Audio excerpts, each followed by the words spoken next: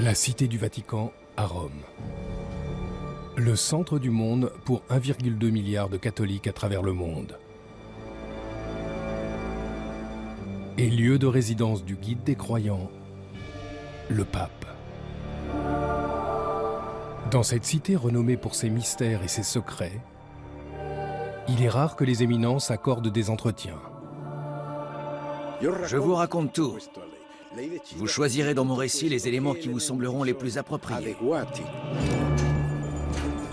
Mais pour la première fois, le Vatican accepte d'ouvrir ses portes à des caméras de télévision alors qu'il se prépare pour l'un des plus grands événements de son histoire. Pour ça, nous devons demander au Saint-Esprit de nous accorder son aide. Dans 48 heures, il comptera 2 saints de plus. Il s'agit là d'un des plus vieux rites ecclésiastiques, une cérémonie religieuse que l'on nomme canonisation. Parmi les invités, des personnes considérées comme des miracles vivants dont l'histoire semble défier toute logique. Le miracle est un fait que la science ne peut expliquer. Le Saint-Père est sur le point de partir. Nous allons vivre depuis les coulisses une journée particulière. À cet instant, le monde chrétien retient son souffle, tout comme nous. Un voyage au cœur des secrets du Vatican.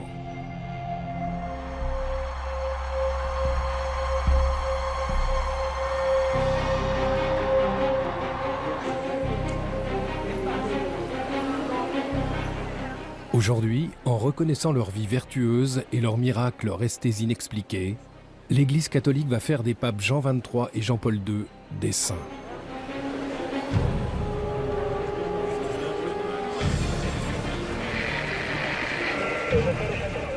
Un million de pèlerins venus du monde entier ont envahi la place Saint-Pierre et les rues adjacentes.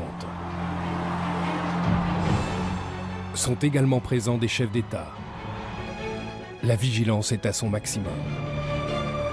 À travers le monde, plus d'1 milliard de téléspectateurs suivent le déroulement des festivités.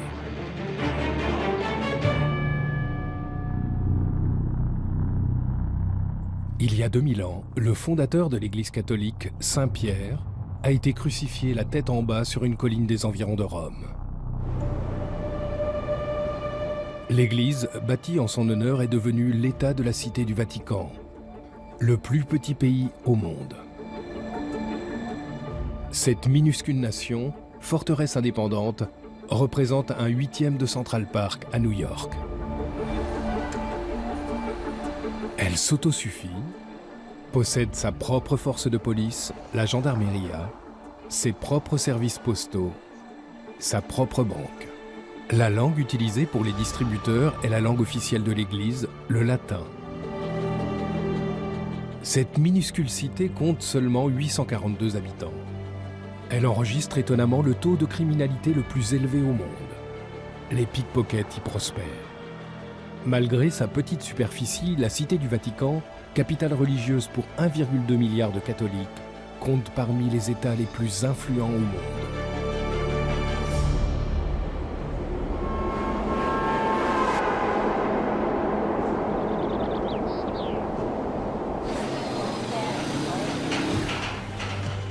Dans 48 heures, se tiendra un événement qui mettra en valeur nombre de réformes qui ont influencé l'Église ces dernières décennies. Doucement. Restez au-dessous, soulevez-le doucement. Lors d'une cérémonie protocolaire, 2 grands réformateurs, le pape Jean XXIII et le pape Jean-Paul II, qui furent tous deux source de changement dans l'Église catholique, seront déclarés saints.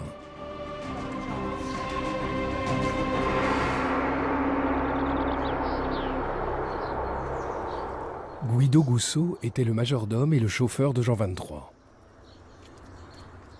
Il m'a demandé, « Tout est prêt ?» Après le déjeuner, nous allons faire une course. Jean XXIII était un homme prêt à bousculer les règles. J'ai ouvert le portail, j'ai sorti la voiture Le Saint-Père était assis à l'intérieur. Les gardes suisses se sont fâchés, la police italienne aussi, car le pape était sorti sans escorte, sans personne. Plus que de s'échapper, il avait envie d'être libre.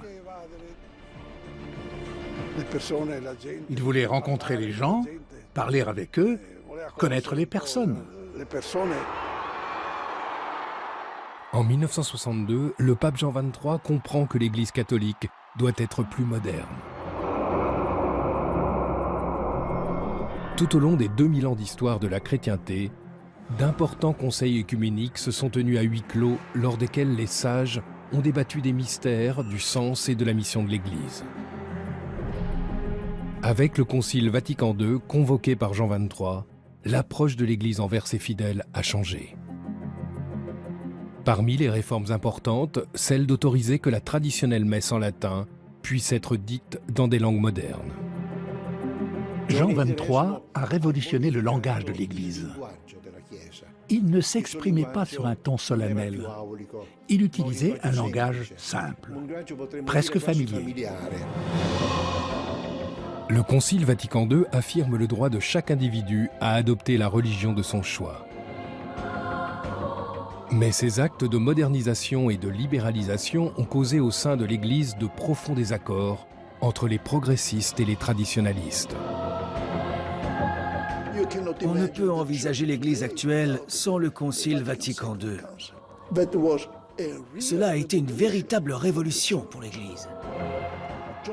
Jean XXIII a eu le courage de repenser la mission de l'Église actuelle dans notre monde.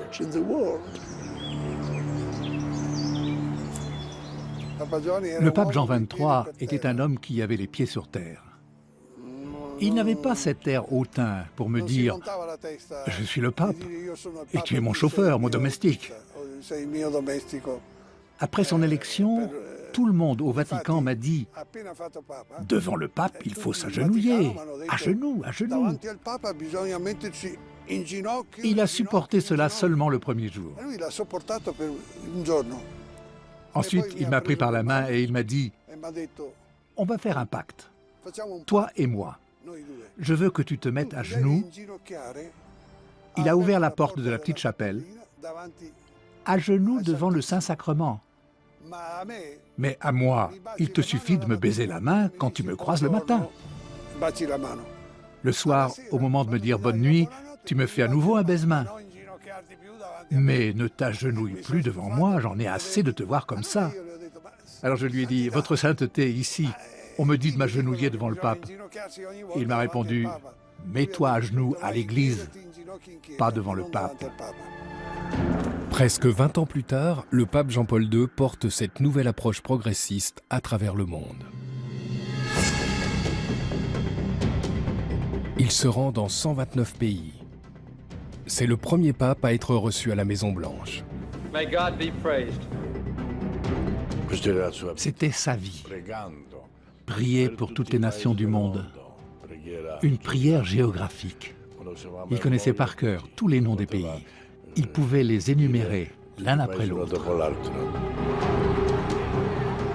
Par ses pensées et par ses actes, il vise à doter l'Église catholique d'une solide base politique et religieuse à travers le monde.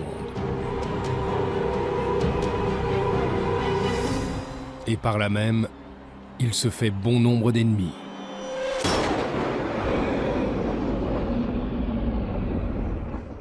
Sans Jean XXIII, sans Jean-Paul II, on ne peut pas comprendre le pape François.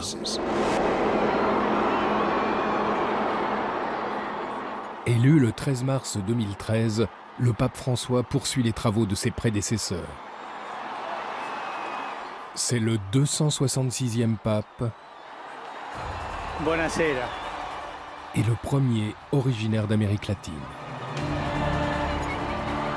Et tout comme Jean XXIII et Jean-Paul II avant lui, il vise à conserver une relation forte entre l'Église catholique et ses fidèles.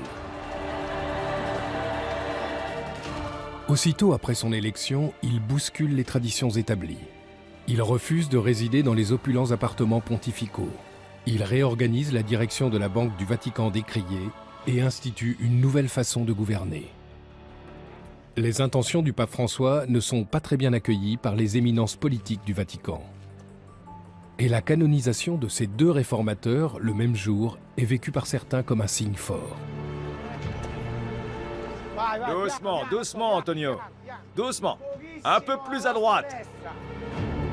Le pape François déclarera saints ces deux papes en reconnaissant leur miracle. Les catholiques croient que le pouvoir divin s'incarne dans une poignée d'élus par le biais de l'accomplissement de miracles.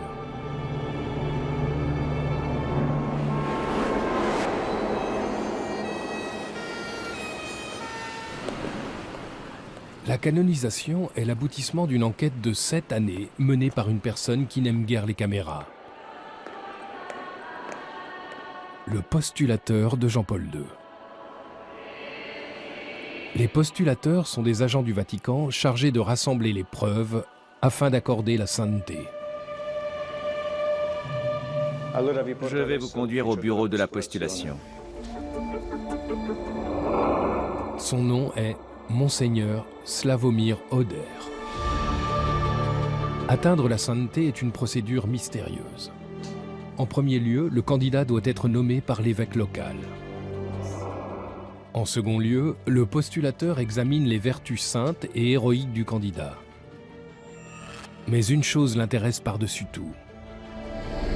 La mission du postulateur est de veiller à l'apparition de ce signe donné par la divine providence qu'on appelle un miracle. Monseigneur Oder a reçu des lettres du monde entier écrites par des gens qui prétendent que Jean-Paul II a répondu miraculeusement à leurs prières. Au milieu de tout ce courrier, il cherche le fait inexplicable qui puisse défier tout raisonnement scientifique. Un miracle est un acte de Dieu, une manifestation de la grâce divine dans la réalité humaine qui défie toutes les lois de la science humaine. Quand l'Église reconnaît ce miracle, cela permet d'entamer le processus de béatification. Parmi des milliers de cas, un se démarque. Quelques mois seulement avant le tournage de ces images, la Française sœur Marie-Simon-Pierre était incapable de marcher. Alitée, atteinte de la maladie de Parkinson, elle implore par la prière l'aide de Jean-Paul II. 2 mois après le décès du pape, elle se lève de son lit et se remet à marcher. Cette incroyable guérison déconcerte les médecins. L'Église attribue officiellement ce miracle à Jean-Paul II. Ce qui rend possible sa béatification. Il est devenu bienheureux, c'est-à-dire glorifié. Il n'est plus qu'à un pas de la sainteté. Un seul miracle est nécessaire pour accéder à la béatification. Pour la canonisation, il est nécessaire d'avoir accompli un deuxième miracle. La veille de la canonisation, une invitée particulière, indispensable au rituel, arrive au Vatican. Voici Madame Floribette, la femme miraculée. L'Église catholique considère Floribette Moradiaz comme la preuve vivante d'un miracle de Jean-Paul II et la clé de la sainteté du pape. Un miracle est une source d'émerveillement. Il peut survenir des guérisons, des miracles spirituels ou des conversions que la science ne peut expliquer.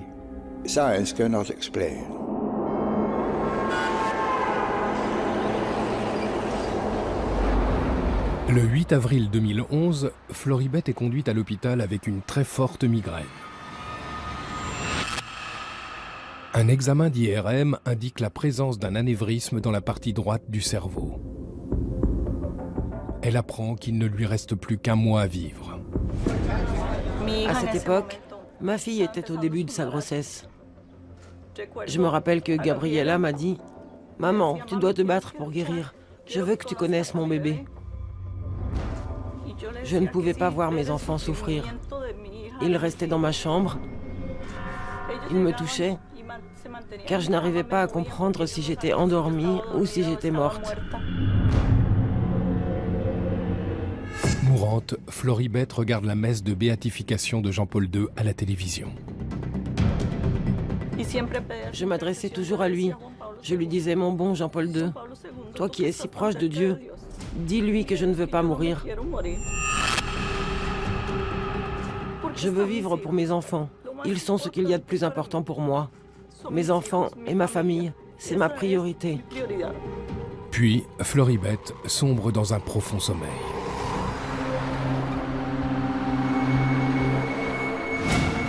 Ce jour-là, je me suis réveillée à 8 h du matin en me sentant différente. J'ai entendu cette voix qui me disait « Lève-toi » et elle a répété « Lève-toi ».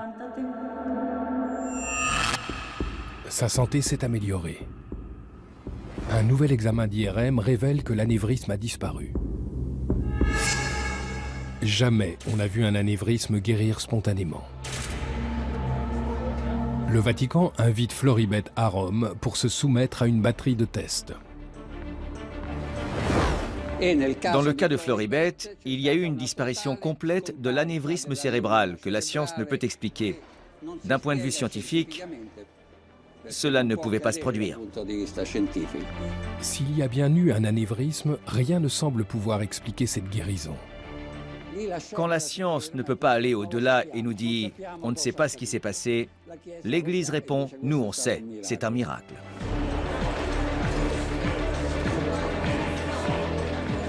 Ce miracle a été décisif pour la canonisation de Jean-Paul II, car c'est ce qu'on appelle un miracle au premier degré, qui induit une transformation organique inexplicable. C'est la preuve qu'il fallait à l'Église catholique pour déclarer Jean-Paul II digne de sainteté.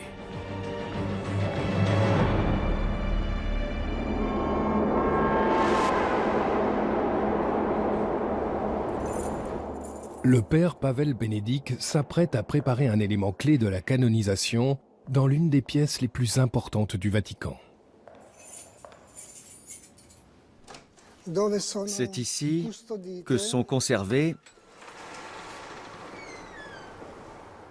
les reliques des saints.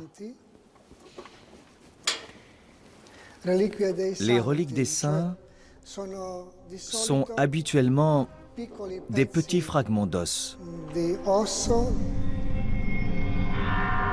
Il s'agit de fragments des corps de saints, des fragments de crâne, d'oreilles, de mains, de dents, qui ont été récoltés durant 2 millénaires. Voici un fragment d'os de Sainte Jeanne Jugan, une sœur qui a consacré sa vie aux pauvres et aux vieillards. Voici un fragment du corps de Saint Jean-Gabriel Père Board, un missionnaire français exécuté par les Chinois en 1840. Il a été torturé, attaché à une croix, puis tué par strangulation. Dans cette pièce sont conservées les reliques de 1400 saints. Nombre de martyrs chrétiens morts dans d'horribles conditions à cause de leur foi. Leurs restes sont aujourd'hui vénérés comme des objets saints. Les reliques des saints sont extrêmement importantes. Ce n'est pas une idée comme ça, c'est la réalité. Une relique donne une présence à ce qui n'est plus. Elle rend tangible la présence d'une personne morte il y a peut-être 3 ou 4 siècles. Pour les catholiques, ces fragments forment une partie du socle de leur foi. Ces reliques sont les signes d'une histoire vivante. D'habitude, je viens ici et je prie. Je prie les saints qui sont ici et qui nous ont précédés dans l'éternité. Je prie et je demande de l'aide.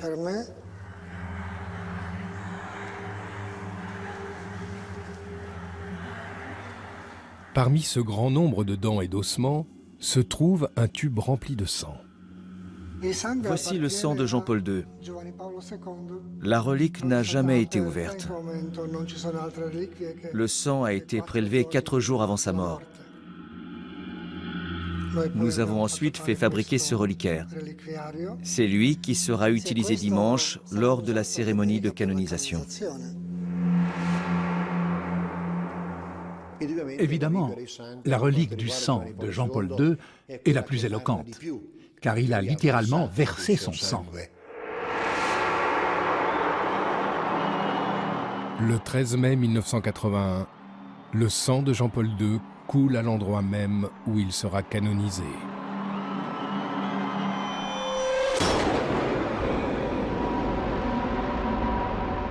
Soudain, on a entendu des coups de feu. Un inconnu tire à 2 reprises sur le pape. Il tombe dans les bras de son secrétaire particulier. Il a perdu beaucoup de sang. On a immédiatement décidé de le conduire à l'hôpital.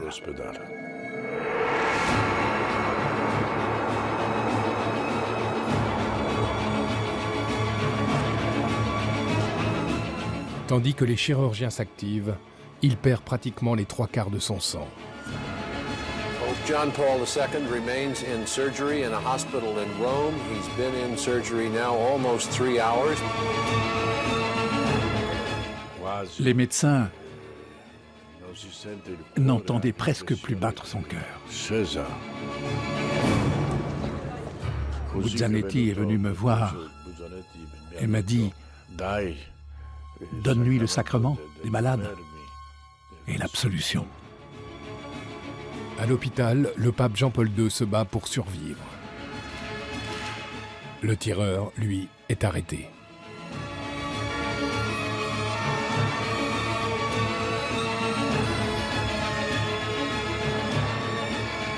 Tous les regards de la planète se tournent vers le Vatican.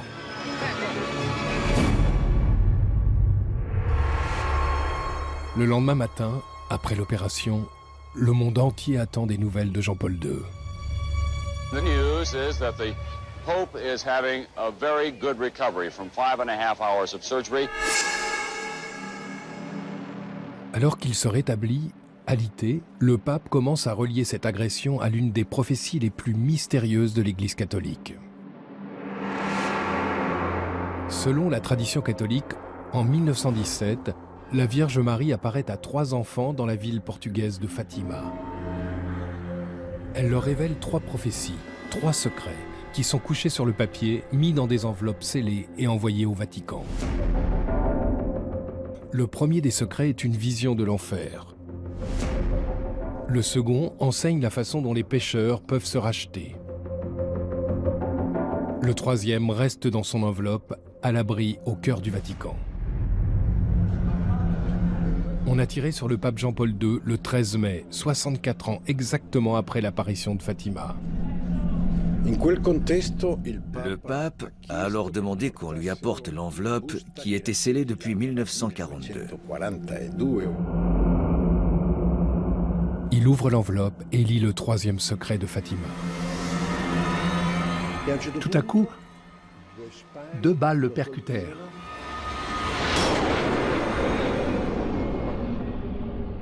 Et on eut l'impression que cet homme, vêtu de blanc, tombait et qu'il était mort. Il est évident que le pape a reconnu son histoire dans cette vision de Fatima. Le pape était intimement persuadé qu'il aurait dû mourir dans cet attentat et que la Vierge Marie lui avait sauvé la vie. Pour beaucoup de catholiques, cette prophétie est une preuve supplémentaire de la sainteté de Jean-Paul II et d'un destin guidé par la divine providence. Après la tentative d'assassinat sur la personne de Jean-Paul II, le Vatican a renforcé sa sécurité. Aujourd'hui, rien ne sera laissé au hasard.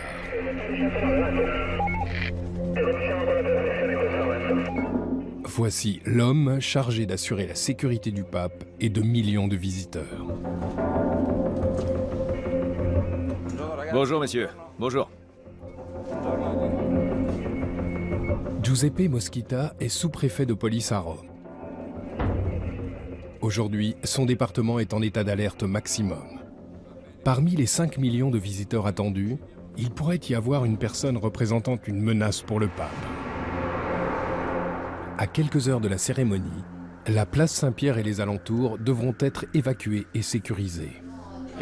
Il faudrait qu'il termine avant 19h car on ferme la zone à 19h. Donc toute la zone doit être vérifiée à 19h? Oui, 19h.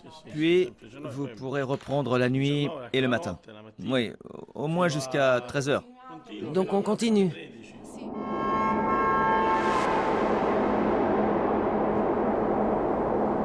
La police de Rome est en charge de la sécurité publique. À l'intérieur des murs du Vatican, le pape a sa propre troupe d'élite, la garde suisse. Ils ont juré de sacrifier leur vie pour protéger le Saint-Père. La garde suisse, à l'origine, était composée de mercenaires entraînés pour servir de bouclier humain. Nous sommes dans la caserne de la garde suisse, à l'intérieur de la cité du Vatican. Elle est composée de différents bâtiments. On compte actuellement 110 gardes. Leur uniforme traditionnel est toujours fait sur mesure, à la main. Le travail est compliqué parce que l'uniforme se compose de 154 pièces. Mais ces uniformes sont seulement des tenues d'apparat. La plupart du temps, ils assurent la protection rapprochée du pape en civil. L'armurerie de la garde suisse est remplie d'armes qui sont principalement utilisées lors des cérémonies. À l'instar des gardes du corps du pape, ils sont entraînés au combat rapproché. Nous sommes entraînés à la protection rapprochée, c'est-à-dire contenir et bloquer tout ennemi. En 1527, 147 gardes sont morts pour protéger le pape Clément VII d'envahisseurs qui avaient percé les défenses du Vatican. Aujourd'hui encore, toute menace est prise au sérieux. Nous devons éviter toute attaque contre le Saint-Père. Nous collaborons donc avec les forces du Vatican et la police italienne.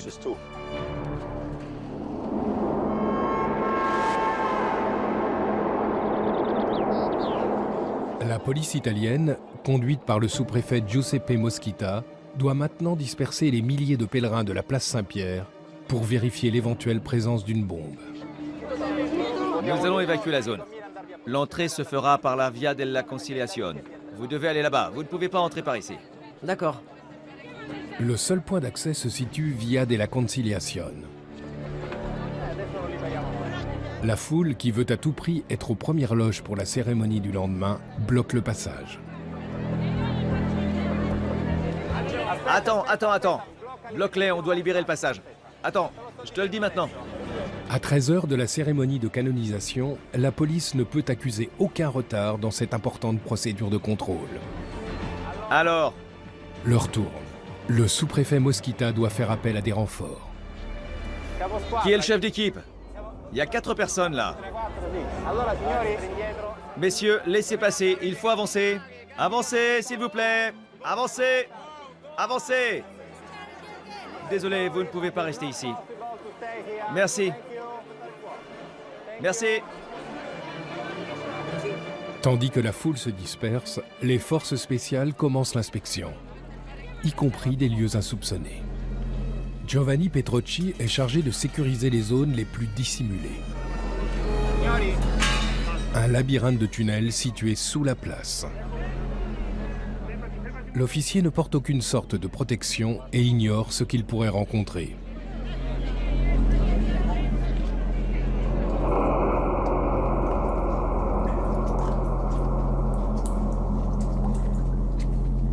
Nombre de tunnels sous la place Saint-Pierre et sous la basilique datent de l'époque romaine, soit plus de 2000 ans.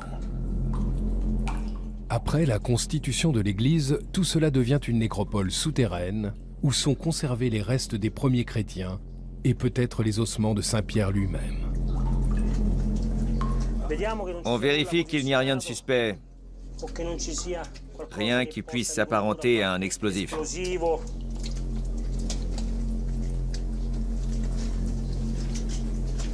Regarde cette bouteille là-dessous.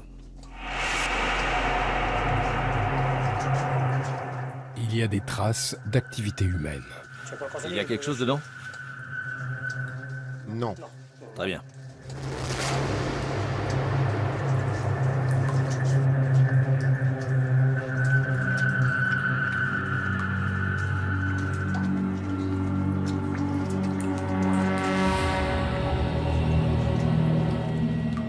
Finalement, les tunnels sont déclarés sécurisés.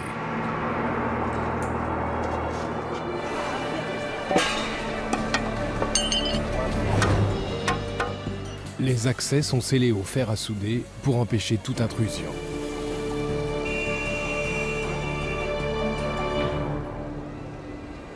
« 50 mètres plus haut sur le toit de la basilique Saint-Pierre.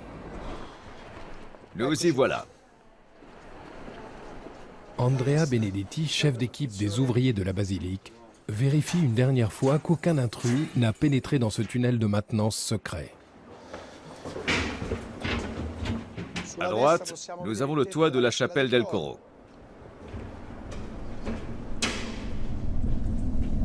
Des caméras sont autorisées à filmer ici pour la première fois. C'est un privilège unique que d'avoir une telle vue de la basilique, loin du parcours habituel des touristes.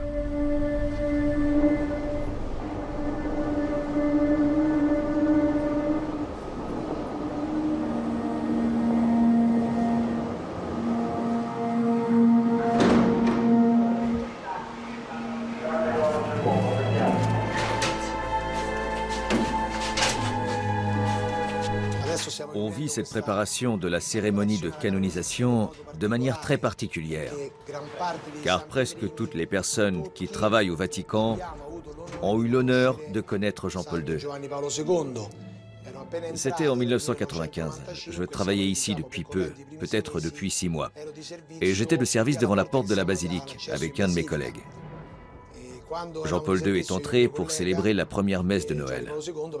On a eu l'honneur d'être présentés. Il nous a salués et la première chose qu'il m'a dite quand je suis allé le saluer, il m'a dit « Merci ». Je vous laisse imaginer l'émotion que j'ai ressentie.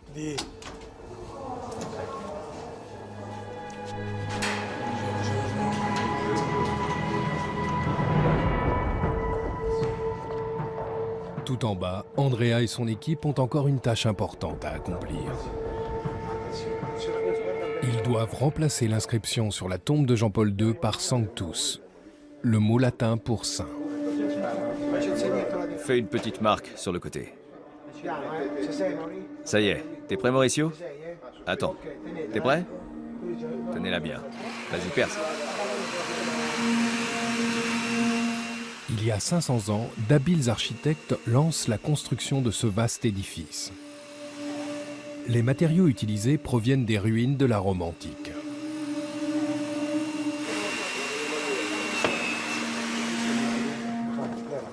« 120 années seront nécessaires pour ériger la basilique.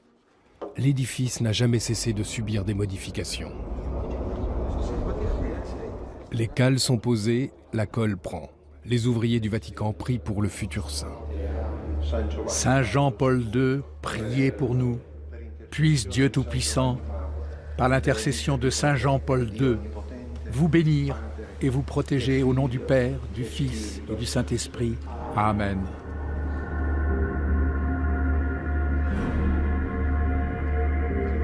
Rien n'a été laissé au hasard. Il ne reste donc plus qu'à prier que, demain, tout se passe comme prévu.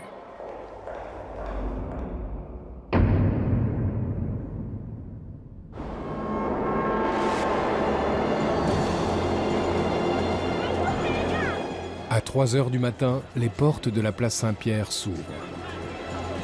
1 million de pèlerins se bousculent afin d'être les mieux placés. Ils sont prêts pour 6 heures d'attente inconfortable.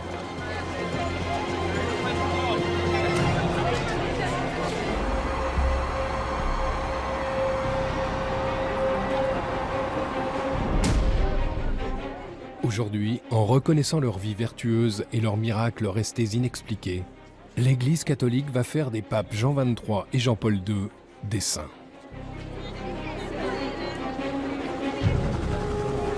Des hélicoptères de la police se déploient pour surveiller cette immense foule. 1 million de pèlerins ont veillé toute la nuit.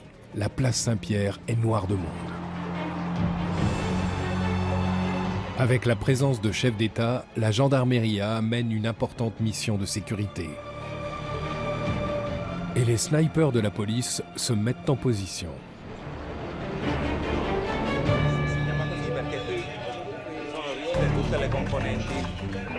Il y a une très grande affluence. La place est pratiquement remplie depuis les premières lueurs de l'aube. Et depuis 2 heures, la Via della Conciliazione est remplie aussi. Les accès ont été fermés aux alentours de 8h30. C'est exact. Nous attendons maintenant le début de la cérémonie. Parfait. Parfait. Parfait, bien reçu. Là, ces gens sont en train de prendre un selfie.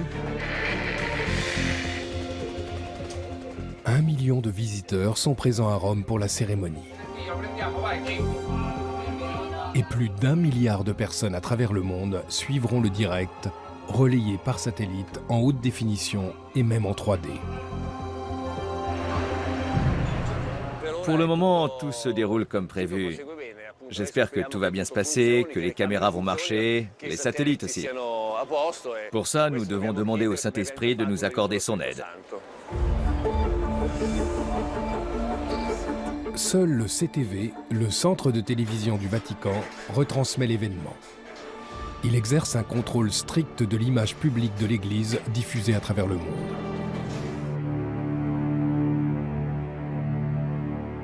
Nous avions la très grande responsabilité de filmer et de retransmettre au monde les images de Jean-Paul II dans sa fragilité et même dans sa maladie. Jean-Paul II voulait être vu et connu, même dans sa grande faiblesse. Nous devions en être les principaux intermédiaires par le biais de la télévision, avec beaucoup de respect et beaucoup d'amour. J'ai donc vécu avec une grande intensité les dernières années de la vie de Jean-Paul II à travers le regard de la caméra, qui était toutefois très proche, très intime et guidé par un respect et un attachement à sa personne et au témoignage humain et profond de sa foi durant ces années.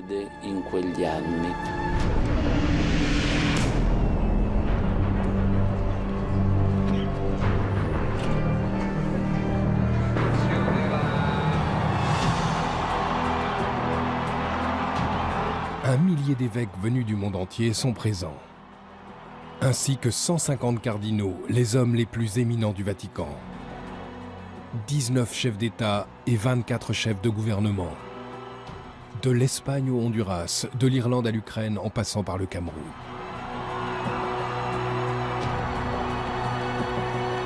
Une multitude de personnes qui en attendent une seule.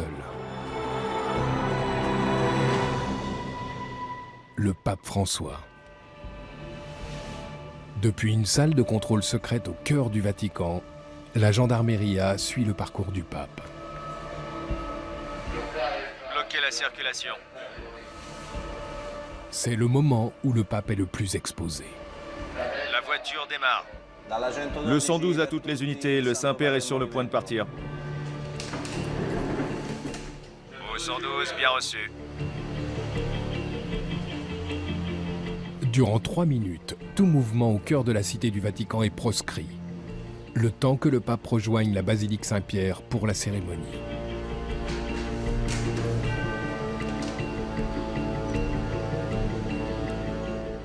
À cet instant, le monde chrétien retient son souffle, tout comme nous. Jean XXIII était conscient que l'Église doit se réformer continuellement. Jean-Paul II a été pape durant 26 ans. Il voulait encourager l'homme, l'aider à défendre ses droits fondamentaux et à poursuivre ses aspirations légitimes, afin que l'homme ne soit pas privé de ses droits fondamentaux, imprescriptibles et naturels.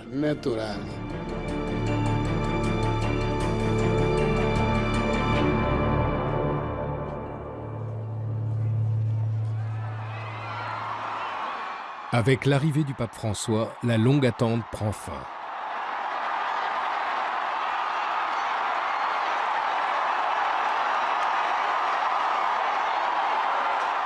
Alors que la cérémonie débute, Monseigneur Dario Vigano observe avec nervosité. L'événement touche des millions de téléspectateurs à travers le monde.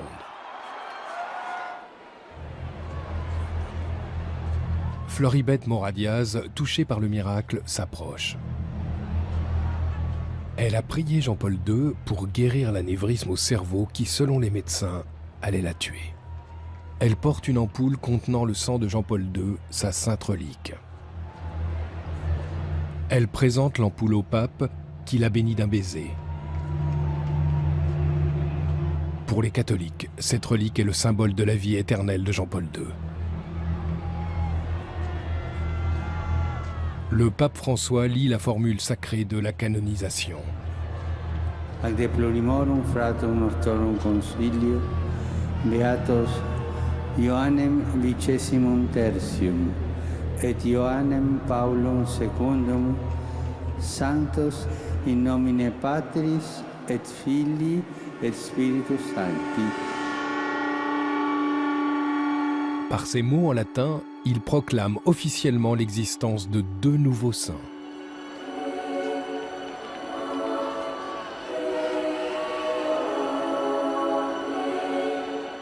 Le sang de Jean-Paul II et un fragment de peau de Jean XXIII seront conservés précieusement au sein du Vatican. Les reliques des 2 nouveaux saints seront vénérées par des millions de personnes à travers le monde. 天父，借着圣若望23世的转导，求你终止仇恨和暴力的恶性循环。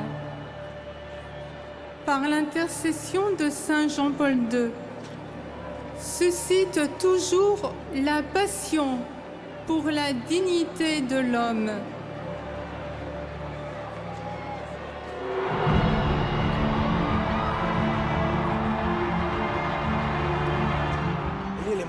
L'émotion était à son comble. C'est difficile à décrire. C'est une émotion, un frisson qui vous parcourt tout le corps. Le voir là aujourd'hui est la plus belle chose qui soit. Cela donne des frissons car on pense que les saints ne vivent pas sur la terre, qu'ils sont différents ou du moins qu'ils ne mènent pas une vie normale. Mais lui, il a vécu une vie normale. Il était évêque de Rome, il était le pape, il était l'évêque de Cracovie, il était prêtre. Maintenant, il est officiellement un saint. Je pense que je pleurerai un peu. De joie, pas de tristesse. Car c'est une chose incroyable pour moi, cet homme avec lequel j'ai vécu tant d'années. Maintenant, je l'appellerai saint.